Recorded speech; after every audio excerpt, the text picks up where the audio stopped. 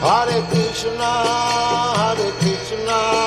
Krishna Krishna, Hare Hare, Hare Rama, Rama Rama, Hare Hare, Hare Krishna, Hare Krishna. O que segue é a primeira parte da leitura de uma sequência de 6 versos do livro Mukunda Mala Stotra, com tradução e significados de Sua Divina Graça, A.C. Bhaktivedanta Swami Prabhupada. Sutra 1.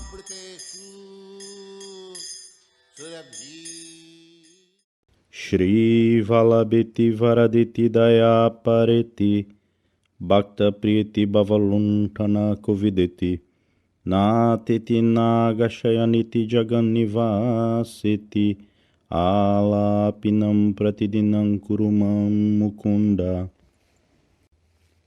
Repetição do verso. Shri Valabhiti Varaditi Daya Pareti Bhakta Priyati Bhavaluntana Kovideti Natiti Nagashayaniti Jagannivaseti Alapinam Pratidinam Kurumam Mukunda. Tradução e significado dados por Sua Divina Graça, A.C. Bhaktivedanta Swami Prabhupada.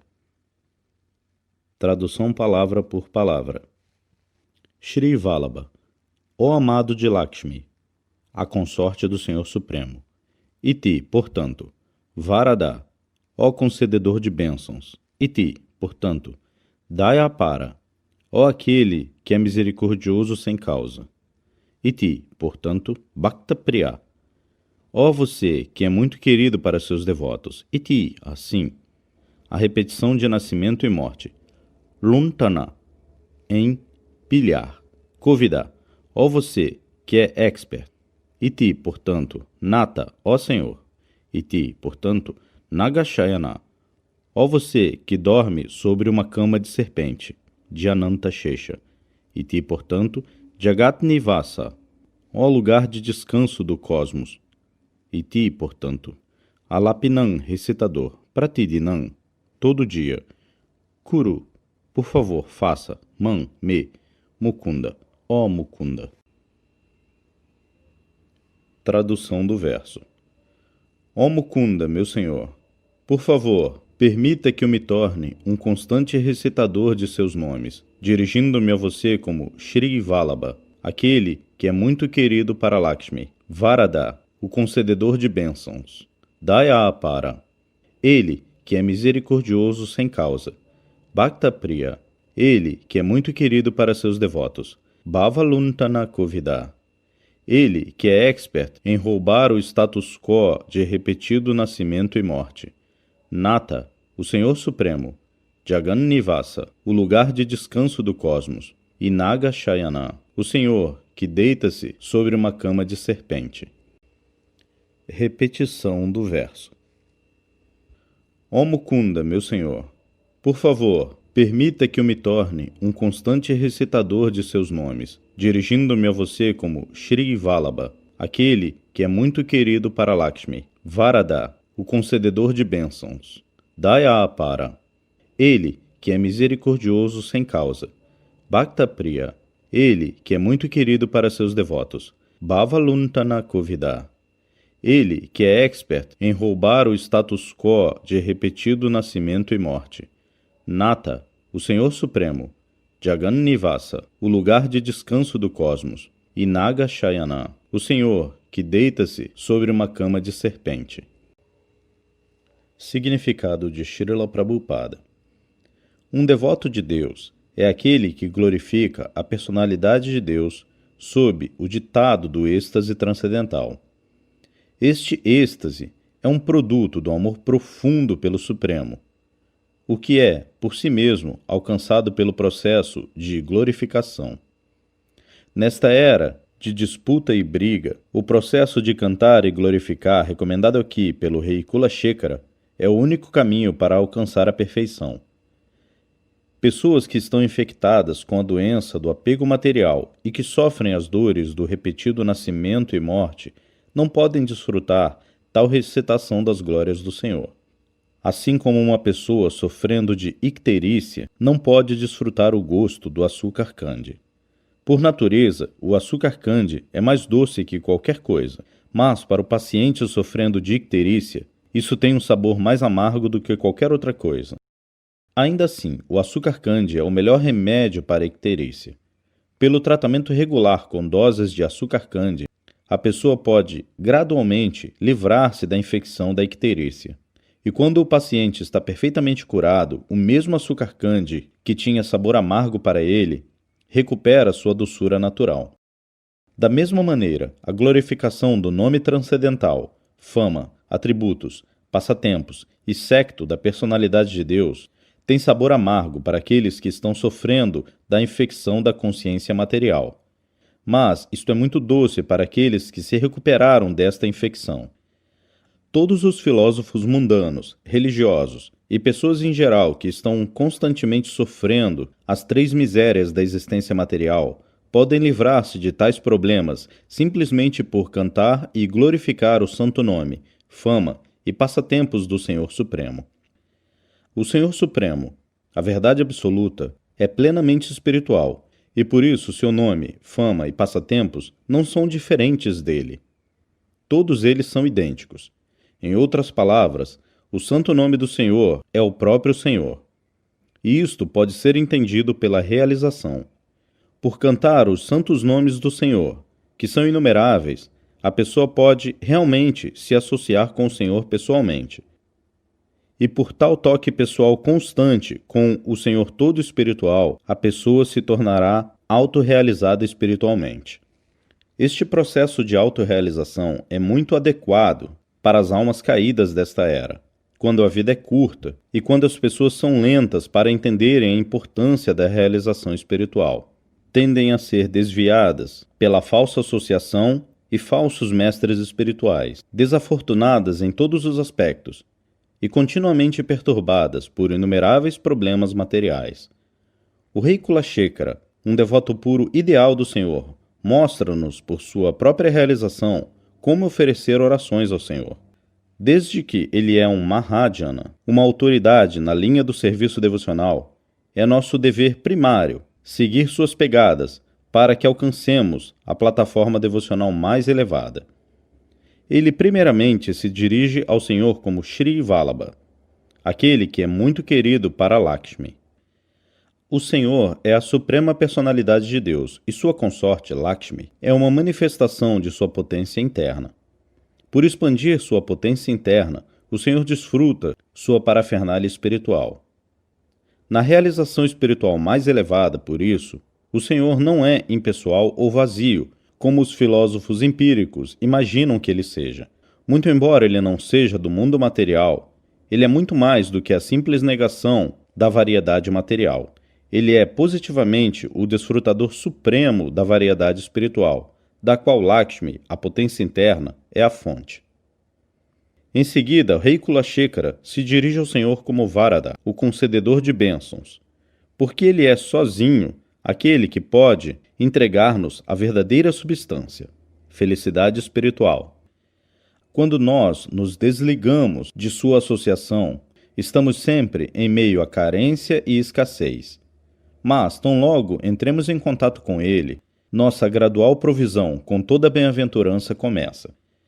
A primeira parcela desta felicidade é o clareamento da camada de poeira que se acumulou em nossos corações, devido a milhões de anos de associação material. Tão logo a poeira do materialismo é varrida para o lado, o claro espelho do coração reflete a presença do Senhor. E tão logo nós o vejamos, nós automaticamente nos livramos de todos os tipos de aspirações e frustrações. Naquele estado liberado, tudo é bem-aventurado em relação ao Senhor.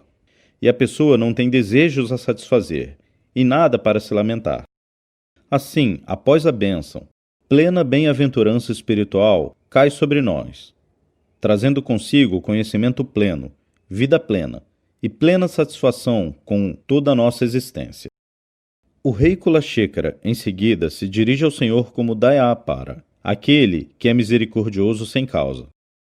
Porque não existe ninguém além do Senhor que possa ser um amigo imotivadamente misericordioso conosco. Ele é, por isso, também chamado Dinabando, o amigo do necessitado. Infelizmente, nas horas de necessidade, nós buscamos nossos amigos no mundo terreno, sem saber que um homem necessitado não pode ajudar outro. Nenhum homem mundano é pleno em todo aspecto. Mesmo um homem que possua a maior riqueza, é ele mesmo carente se ele é desprovido de uma relação com o Senhor. Tudo é zero sem o Senhor, que é o dígito que transforma 0 em 10, 2 zeros em 100, 3 zeros em 1000 e assim por diante. Então, um homem zero não pode tornar-se feliz sem a associação do Senhor, o Supremo Um. O Um Supremo sempre quer fazer nossos esforços zero valiosos pela sua associação. Assim como um pai amoroso sempre quer que seu filho infeliz esteja numa posição próspera. Um filho rebelde, contudo, tolamente recusa a cooperação do pai amoroso e assim sofre todo tipo de misérias. O Senhor, por isso, envia seus representantes fidedignos para todas as partes da criação material, e algumas vezes ele mesmo vem, pessoalmente, para reclamar seus filhos caídos. Para este propósito, ele também exibe a verdadeira vida do mundo transcendental, que é caracterizada pelos relacionamentos com ele em servidão, amizade, paternidade e consórcio amoroso. Todos os relacionamentos no mundo material não são nada além de reflexos pervertidos destes relacionamentos originais. No mundo terreno, nós experimentamos apenas uma sombra da realidade, que existe no mundo espiritual. O Senhor Todo Misericordioso está sempre atento a nossas dificuldades no mundo terreno, e Ele está mais ansioso para nos fazer retornar ao lar, de volta ao Supremo, do que nós estamos ansiosos para ir. Ele, por natureza, é misericordioso conosco, a despeito de nossa atitude rebelde.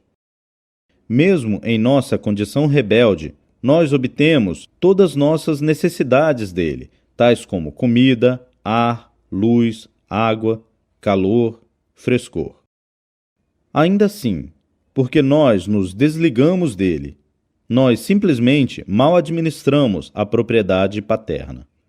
Os líderes da sociedade, a despeito de todos os seus planos materialistas, são enganadores, porque eles não têm um plano para reviver nosso relacionamento perdido com o Senhor. Seus devotos fidedignos, contudo, tentam o máximo que podem espalhar a mensagem de nosso relacionamento transcendental com Ele. Desta maneira, os devotos trabalham para lembrar as almas caídas de sua verdadeira posição e trazê-los de volta ao lar, de volta ao Supremo. Tais santos servos de Deus são muito queridos para Ele. Eles recebem tal favor especial do Senhor, por causa de seu trabalho compassivo, que eles podem, inclusive, retornar a Deus, nesta vida mesmo, e não serem forçados a aceitar outro nascimento. O Senhor é, por isso, em seguida referido como Bhakta Priya, significando aquele que é muito querido para seus devotos, ou aquele que é muito afetuoso com seus devotos. No Bhagavad Gita, capítulo 9, verso 29, o Senhor muito belamente descreve sua sublime afeição transcendental por seus devotos. Ali o Senhor declara que, muito embora ele seja indubitavelmente igualmente bondoso para com todos os seres vivos, porque todos são partes e parcelas dele, e são seus filhos espirituais, aqueles que são especialmente apegados a ele, por amor e afeição, que não consideram nada mais querido que ele, são particularmente queridos por ele. Um exemplo de tal devoto puro é o Senhor Jesus Cristo, que concordou em ser cruelmente crucificado, ao invés de abandonar a pregação em nome de Deus. Ele nunca estava preparado para comprometer a questão da crença em Deus. Tal Filho de Deus não pode ser outra coisa além de querido pelo Senhor. Similarmente, quando foi dito a Thakura Haridasa para abandonar o canto do santo nome de Deus, ele se recusou a fazê-lo. Como resultado, ele foi açoitado em 22 mercados. E Prahlada Maharaja persistiu em discordar de seu pai, o grande ateísta Hiranyakashipu, e assim, voluntariamente, aceitou as crueldades que seu pai infligiu sobre ele. Estes são alguns exemplos de renomados devotos do Senhor, e nós devemos simplesmente tentar entender quão querido tais devotos são para Ele. O Senhor declara enfaticamente que ninguém pode derrotar seu devoto em nenhuma circunstância. Um bom exemplo é Ambarisha Maharaja, quando o grande yogi místico Durvasa deliberadamente tentou tirar a vida de Ambarisha. O Senhor puniu adequadamente Durvasa, muito embora ele fosse um poderoso yogi que podia se aproximar de todos os semideuses e mesmo do Senhor pessoalmente. Algumas vezes, mesmo com o risco de ter que cruzar muitos obstáculos, um devoto abre mão de todas as conexões familiares e confortos caseiros para o serviço do Senhor.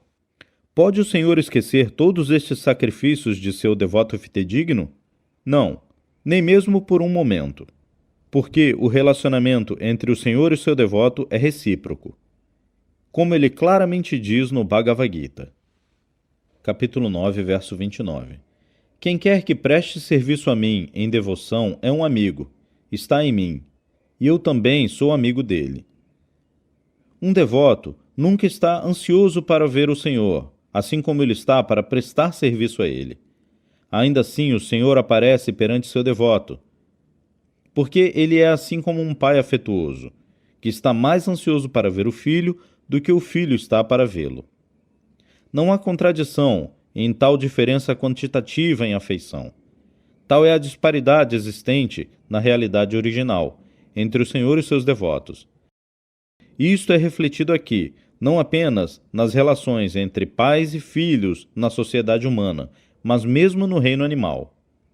A afeição paterna é exibida mesmo entre os animais mais baixos, porque originalmente tal afeição existe em sua plenitude em Deus, o Pai original de todas as espécies de seres vivos. Quando um homem mata um animal, Deus, o Pai afetuoso, é perturbado e sofre em seu coração. Assim, o matador de animais é adequadamente punido pela energia material, assim como o assassino é punido pelo governo através da ação policial. Pela misericórdia do Senhor, um devoto desenvolve todas as boas qualidades de Deus, porque um devoto nunca pode permanecer na escuridão da ignorância. Um pai está sempre ansioso para repassar conhecimento e experiência para seu filho, mas o filho pode escolher se ele aceita tais instruções. Um filho submisso torna-se automaticamente iluminado em todas as complexidades do conhecimento, porque o Senhor, de dentro, dissipa sua ignorância com a auto-iluminada lâmpada da sabedoria. Se o próprio Senhor instrui o devoto, como ele pode permanecer um tolo, assim como os estudiosos mundanos? Um pai é naturalmente inclinado para agir pelo bem de seu filho. E quando o pai castiga seu filho, este castigo também é misturado com afeição. Similarmente, todas as entidades vivas que perderam seu lugar no paraíso devido à desobediência ao Pai Supremo são colocadas nas mãos da energia material para se submeterem a uma vida aprisionada de 3 misérias. Ainda assim, o Pai Supremo não esquece seus filhos rebeldes. Ele cria escrituras para eles, como os Vedas e Puranas, com o objetivo de reviver a sua relação perdida com ele e despertar sua consciência divina. Pessoas inteligentes tiram vantagem do conhecimento contido nessas escrituras e assim obtêm a perfeição mais elevada da vida. Por seus devotos, o Senhor pessoalmente desce neste mundo para aliviá-los e salvá-los dos atos insanos dos infames.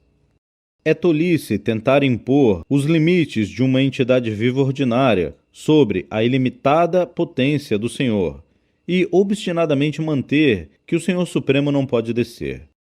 Para mitigar as dores materiais de seus devotos, ele desce como ele é. Ainda assim, ele não é infectado pelas qualidades materiais. Tão logo uma pessoa concorde em render-se ao Senhor, o Senhor cuida dele completamente. Satisfeito com as atividades de tal devoto, ele dá a ele instruções de dentro, e assim o devoto torna-se puro e avança no caminho para Deus. O Senhor é expert em guiar tal devoto puro, que não está nada ansioso pela superioridade material. Um devoto puro não deseja possuir riqueza material, nem ele deseja ter um grande número de seguidores. Ele também não deseja uma bela esposa, porque, pela misericórdia do Senhor, ele conhece a insignificância da felicidade material. O que ele muito sinceramente deseja de coração é continuar a prestar serviço ao Senhor, mesmo com o risco de nascer de novo. Quando um devoto neófito se desvia do caminho da devoção pura e quer simultaneamente desfrutar a gratificação dos sentidos e realizar serviço devocional, o Senhor Todo Misericordioso, com muito tato, corrige o devoto confuso e exibe perante ele a verdadeira natureza deste mundo material. No mundo material, todos os relacionamentos são na verdade mercenários, porque estão cobertos por uma cortina ilusória de assim chamado amor e afeição. Os assim chamados esposas e maridos, pais e filhos, e mestres e servos, estão todos preocupados com o lucro material recíproco. Tão logo a cortina da ilusão é removida, o corpo morto do assim chamado amor e afeição material é de uma vez manifesto a olho nu. O Senhor habilmente remove a cortina de ilusão do devoto neófito, privando-o de seus bens materiais, e assim o devoto se encontra sozinho em meio aos seus assim chamados parentes. Nesta condição desamparada, ele experimenta a estranheza de seus assim chamados relacionamentos com sua assim chamada esposa e filhos. Quando um homem está financeiramente arruinado, ninguém o ama, nem mesmo sua esposa ou filhos. Tal devoto pobre, mas perfeitamente, fixa sua fé no Senhor, e o Senhor então o libera da sina da frustração. A criação cósmica inteira é o hábil arranjo do Senhor para a desilusão das entidades vivas que tentam ser falsos desfrutadores. A posição constitucional dos seres vivos é de servo do Senhor, mas no relacionamento transcendental, o servo e o Senhor são, em um sentido, idênticos, porque o Senhor também serve o servo. O exemplo típico é Shri Krishna tornando-se o cocheiro de seu servo eterno Arjuna. Iludidos mundanos não podem entender o relacionamento transcendental e recíproco entre o Senhor e seus devotos, e por isso eles querem se assenhorear da natureza material, ou cinicamente fundir-se com o absoluto. Assim a entidade viva esquece sua posição constitucional, e quer tornar-se ou senhor ou um mendicante. Mas tais ilusões são arranjos de Maya, a potência ilusória do Senhor. Uma falsa vida, seja como um senhor ou um mendicante, resulta sempre em frustração, até que a entidade viva recobre seu senso e renda-se ao Senhor como seu servo eterno. Então o Senhor o libera e o salva do repetido nascimento e morte. Então o Senhor também é referido aqui como Bhava Luntana Kovida, aquele que é hábil em roubar o status quo do repetido nascimento e morte. Um homem sensato entende sua posição como servo eterno do Senhor e molda sua vida de acordo. O Senhor também é referido como Nata, o verdadeiro Senhor. Alguém pode atingir a perfeição da vida simplesmente por servir o verdadeiro Senhor. A atmosfera material inteira é sobrecarregada com a falsa senhoria das entidades vivas. Os seres iludidos estão todos lutando pela falsa senhoria, e assim ninguém quer servir. Todo mundo quer ser o Senhor, muito embora tal senhoria seja condicional e temporária. Um homem que trabalha duro pensa que ele mesmo é o senhor de sua família e estado, mas na verdade ele é um servo do desejo e um empregado da ira. Tal serviço aos sentidos não é nem aposentável nem terminável, porque o desejo e a ira são mestres que nunca ficarão satisfeitos.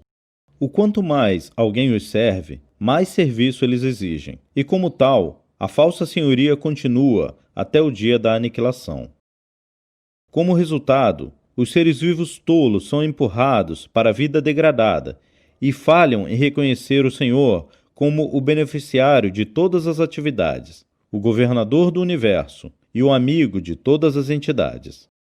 Alguém que conhece o verdadeiro Senhor é chamado um Brahmana, mas alguém que falha em conhecê-lo é chamado um Kripana, ou o miserável número 1.